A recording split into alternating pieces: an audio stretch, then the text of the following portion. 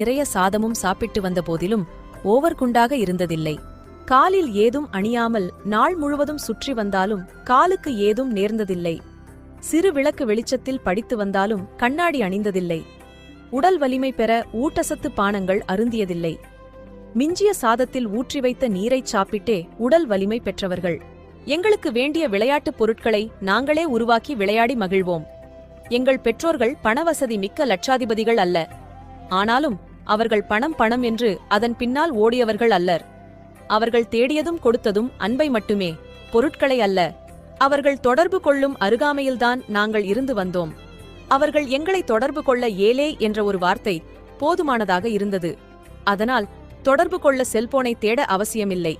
எங்களது உணர்வுகளை போலியான உதட்டசைப்பினால் செல்போன் மூலம் பரிமாறவில்லை. உள்ளத்தில் இருந்து வரும் உண்மைகளை எழுத்தில் கொட்டி கடிதமாக எழுதி தெரிவித்து வந்தோம்.